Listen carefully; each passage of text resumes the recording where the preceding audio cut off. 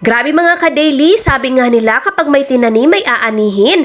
Napakaganda na ng aming mga pananim. Kaya naman magtanim-tanim tayo lalo na't meron naman tayong malawak na bakuran. Ayan na nga, binabalutan ko po yan ng plastic para naman po hindi talaga siya masira. Kasi kung makikita nyo po, tingnan nyo po yung mga dahon niya. Ang dami talagang peste dito sa amin. Kaya kailangan natin panatilihin na maganda ang ating pananim para meron tayong aanihin sa bandang huli. Ayan na nga po, kung makikita nyo, napakadami na pong bunga, kaya nilalagyan ko yan para proteksyon. Kaya huli ko na nga po nung nalaman na pwede naman po lagyan yan, kaya ayan tuloy, yung iba ay nasira na. Sayang din ang effort natin kapag hindi natin naaalagaan ang ating pananim.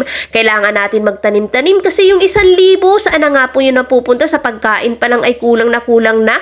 Paano na yung mga bayarin natin sa ganitong pamamaraan? Diba nakakales na tayo, yung 10 piso, 15 pesos ay nasisave na natin, hindi na natin ibibili ng gulay na ganito. Kung makikita nyo, ayan nga po, pinapakita ko sa inyo kung anong nangyari dito sa aming pananim. Nilalagyan po namin ng net yan para hindi naman pasukin ng mga manok ni Papang, napakadami na wala nang natitira. Kinakain at tinutuka yung mga bunga na bunga niyan.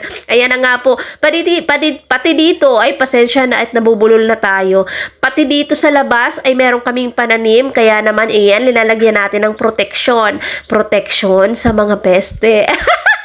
Charot! Ayan, magandang araw sa lahat. Mag-iingat po ang lahat. Magtanim-tanim para meron tayong aanihin sa bandang huli. Lalo na ngayon na napakamahal na po ng mga bilihin.